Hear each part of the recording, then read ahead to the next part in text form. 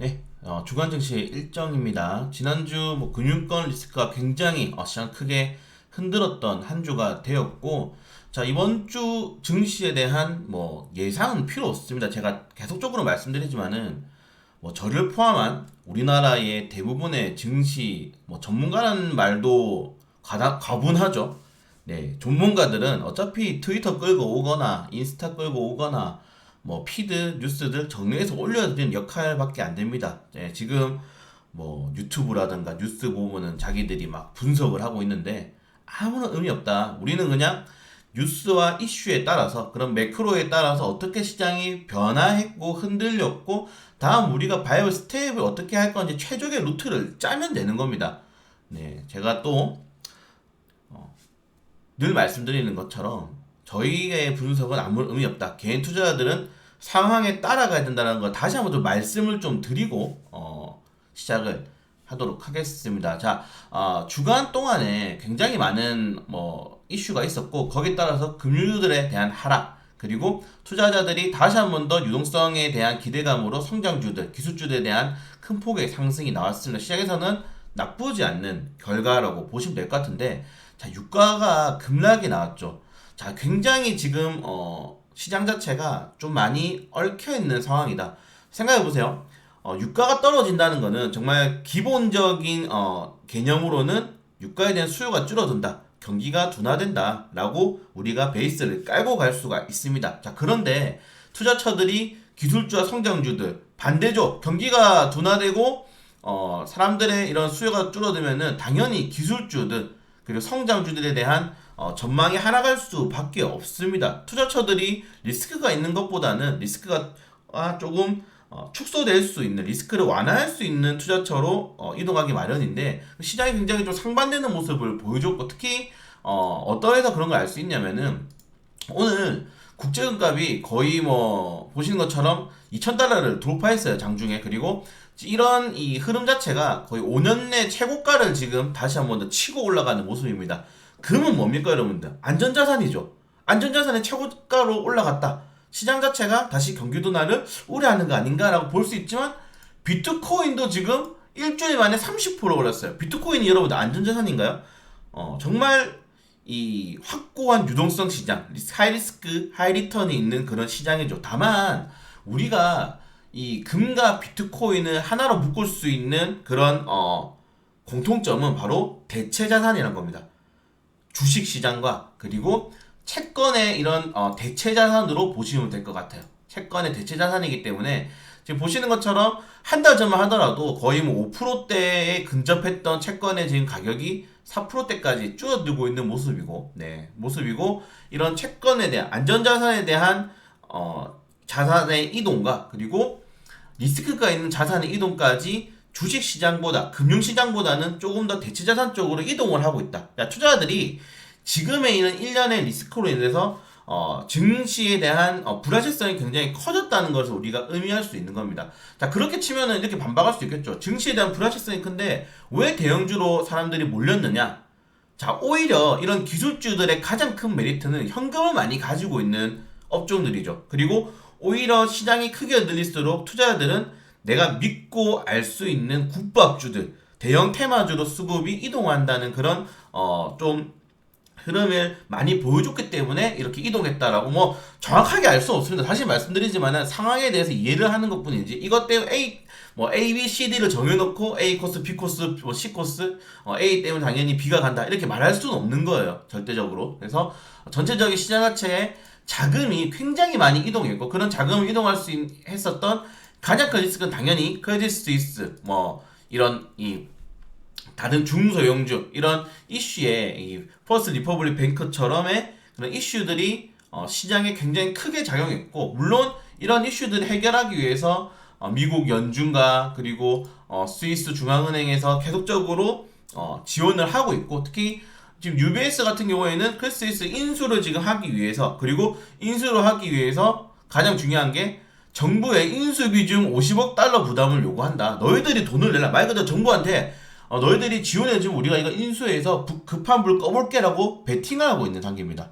자, 그 정도로 지금 이런 금융권의 리스크들이 빠르게 해소되지 않는 상황에서 투자자들은 대체 자산으로 지금 넘어가고 있다. 이게 팩트예요. 다른 건 없어요. 다른 모든 전망은 무의미합니다. 말 그대로 주말 이거 오늘 크리스마스 인수 불발 터지면은 더 떨어지겠죠. 네, 더 떨어질 가능성이 큽니다.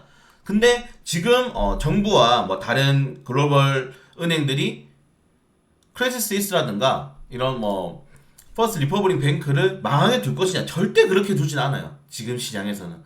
자, 그렇기 때문에 여기에 대할 수 있는 불확실성을 투자자들이 지금 피해서 금이나 비트코인으로 넘어갔다. 우리는 이것만 알고 있으면 됩니다. 자, 우린 이것만 알고 있으면은 이번 주 그리고 다음 주에 펼쳐질 금융에 대한 리스크들 어느 정도 이해를 했어요. 네, 다른 거 볼 필요 없어. 다른 분석들, 다른 전망 볼 필요 없어요. 아무도 몰라요. 개뿔도 모르는 사람들입니다, 전부 다. 그렇기 때문에 이 정도만 알면 된다. 그래서 우리는 월요일날 만약에 시장이 폭락이 나온다거나 아니면은 변동성이 다시 뭐 시장이 폭락이 나올 수도 있고 크레딧 스위스를 인수를 하면 되면서 어느 정도 불을 끌 수 있지만은 중요한 거는 이런 이슈가 나옴에도 불구하고 금이랑 비트코인은 자산이 이동했다. 그러면 당연히 시장의 하락에 대비할 수 있는 레버리지 상품들 쪽으로 우리가 투자를 해야 되는 그런 모션을 취하면 되는 거다. 요 정도까지만 하면 돼요. 분석할 필요 없습니다. 분석 의미 없습니다. 분석 안 됩니다. 어차피. 네. 그래서 여러분들의 그런 유튜브를 보면서 어머 어떻게 라는 그런 시간을 줄여둘 수 있는 방법이다. 네. 자, 그리고 다시 한 번 더 좀 빠르게 넘어가면은 좀 빠르게 이제 요거를 넘어가서 말씀드리면은 자, 뭐 에코프로 관련된 이슈가 있었죠. 그래서 저는 이렇게 생각합니다. 보통 이런 빅 이슈들은 주말에 안 터트려요. 주말에 터트린다는 것 자체부터가 엄청나게 냄새가 나는 거고, 물론 떨어질 수 있겠죠. 이미 에코프로 같은 경우에는 300%가 오른 주식이니까. 그래서 뭐 내용 뜯어보면은 뭐 2년 전에 있던 이슈를 가지고 다시 한 번 더 감사 들어가는데, 보통 이거는 아시겠지만은 누구 신고로 들어가는 겁니다. 갑자기 금감원이 300% 올랐다고 뭐 뚜껑 열어보자, 너희들 재무제표 까보자 하지 않아요. 신고로 이제 들어가는 거고. 자, 에코프로 같은 경우는 뭡니까? 공매도가 지금 엄청나게 손실을 보고 있죠. 지금 에코프로는 공매도가 60% 가까운 손실을 보고 있는 주식이에요. 네. 그리고 아직도 굉장히 많은 대차 잔액이 남아있고 공매도가 크다. 그래서 이러한 뉴스는 굉장히 악의적인 뉴스이고, 어느 한 특정 세력들의 특히 대응이 불가능한 주식 주말에 단독 기사로 뉴스를 터뜨렸고 그 이후에 뉴스들이 쏟아져 나왔다. 여러분들 인터넷 은행 25,000원이면은 여러분들 인터넷 은행 만들 수 있습니다. 네, 그 정도로 지금 전체적인 이런 이슈가 주말에 터졌다는 거, 그 대응이 불가능한 시점에 터졌다는 거는 우리가 보수적으로 접근해야 돼요. 에코프로 망했다가 아니고 에코프로가 왜 주말에 보통 이런 비기수가 터지지 않는데 터졌을까라고 생각해야 된다. 다만 이런 뉴스들을 제외하고라도 이미 최대 주주들과 특수 주주들이 시장에서 장내 매도를 진행했었고, 그리고 너무 올랐다. 이런 수급들이 이미 2차 전지업종에서 로봇 테마주로 이동했죠. 지난주부터. 그래서 그런 것들을 본다면은 어느 정도 하락이 나올 수 있는 그런 건덕지가 나온 뉴스다.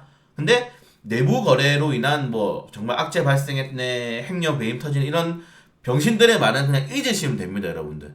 네, 그냥 주식하면서 남의 소리 듣지 말고 여러 가지 이슈들이 있는데 그런 것들을 잘 취합해서 취사 선택이라고 하죠. 나한테 맞는 정보만 가져가시면 되고, 내가 그걸 인해서 이해할 수 있는 능력 여러분들이 키우셔야 되는 거예요. 어제 뭐 저한테도 새벽 이거 어떡하죠라고 오는데 뭘 어떡해요. 대응이 불가능한 시장인데 우리가 지금 여러분들이 고민한다고 시장이 바뀝니까? 뉴스가 바뀝니까? 고민할 필요 없어요. 내가 어떻게 할 건지만 정하면 되는 겁니다. 뉴스를 통해서. 그래서 월요일날 이거는 대응해야 될 필요가 있다라고 좀 다시 한번 더 말씀을 드리고 싶고요. 네, 용도 내용만 보시면 될 것 같아요. 주간에 올랐던 이슈들 간단합니다. 로봇 테마주도 저희 올랐고, 우리 로봇 테마주로 많이 먹었잖아요. 네, 그래서 다음 스텝으로 좀 준비를 해야 될 필요가 있다. 그 정도까지만 보시면 될 것 같아요. 좀 빠르게 넘어가면 될 것 같고, 그리고 뭐 우리가 우려했었던 이제 핵심 원자재법 초안이 제 기준으로는 그렇게 리스키하지 않다. 네, 그렇게 크게 이 정도까지는 아니었다. 뭐 예상했던 수준이었고, 그리고 초안이기 때문에 언제든지 변경이 될 수 있죠. 뭐 미국의 핵심 원자재 같은 경우도 작년 뭐 이제 하반기쯤에 터졌는데 아직도 완벽하게 이런 구체적인 방안이 나오지가 않았던 겁니다. 그리고 아직도 수정될 여지가 남아있기 때문에 조금 더 지켜봐야 될 필요가 있을 것 같다. 다만 2차전지 업종들 같은 경우는 너무 올랐다는 점, 계속 말씀드립니다. 너무 올랐다는 점. 그래서 관점 자체를 스윙주로 가져가셔야 돼요. 스윙주로. 내가 단기적으로 2차전지 업종들, 전고체 배터리, 뭐 폐배터리 관련 테마주들 앞으로 가야지, 그렇게 가시면 안 됩니다. 이수화학처럼 2년 정도 모아 가신다는 생각들을 가져가시는 분들이 수익을 크게 볼 수 있는 시장이지, 짧게 보시는 분들은 지금 같은 변동성을 견딜 수 없다. 예, 짧게 보시는 분들 같은 경우에는 무조건 방망이를 짧게 잡고 가셔야 됩니다. 네, 그리고 일정들 뭐 정말 중요하죠. 이번 주 일정이 굉장히 저는 중요하다 생각되는데, 네, 자, 뭐 빠르게 넘어가도록 할게요. 자, 이거 하나 보시면 됩니다. 이번 주 과연 이 수요일 날 어떤 일정이 어떠한 연준의 그런 흐름이 나올 것인가. 뭐 패드워치가 매일매일 바뀌기 때문에 의미가 없어요. 여러분들 보통 패드워치 가지고 우리가 전망을 하는데, 제가 말씀드린 전망이 의미가 없는 시장이다. 상황을 봐야 된다. 전망 의미 없고 상황을 보고 대응해야 된다. 이 전망이 매일매일 이렇게 금리 인상 확률이 바뀌는 거 보셨습니까, 여러분들? 지금 그 정도로 시장이 미쳐 있는 상태입니다. 네, 우리가 그런 것들을 예단할 수가 없는 상태이기 때문에 그냥 이런 것들은 확인만 하면 된다. 네. 이 정도 내용들 오늘 보시면 될 것 같고, 이번 주에 이제 그리고 제약바이오 이슈가 좀 많아요. 뭐 메디컬 코리아 이슈가 있고, 그리고 유럽 바이오 스프링 행사가 있죠. 관련된 기업들, 참가 기업들이 있기 때문에 관련된 이슈도 한번 체크해 보시면 좋을 것 같고, 그걸 제외하고는 수요일에 있을 FOMC, 그리고 오늘 있을 이 UBS의 크레딧 스위스 인수 가능성, 그리고 월요일날 외국인 투자들이 과연 어떤 식의 대응을 할 것인가, 그 정도까지만 포인트 가지고 가시면 될 것 같습니다. 너무 걱정하실 필요도 없고, 우리 뭐 지난주에도 잘 대응했잖아요. 너무 걱정하실 필요도 없고, 여러분들의 지금 걱정을 끌어당기는 인터넷 뉴스라든가 유튜브의 그런 정말 자극적인 문구들은 조회수 빨라고 하는 겁니다. 여러분들 당연한 거죠. 뭐 자유시장이기 때문에 그런 것들 어쩔 수가 없는데, 너무 걱정할 필요는 없다. 우리는 잘 대응하고 있고 잘 대응하면 된다. 자, 말씀드리면서 또 추가적인 이슈 나오면은 바로 영상 올려드릴 수 있도록 하겠습니다. 주말 잘 보내시고요.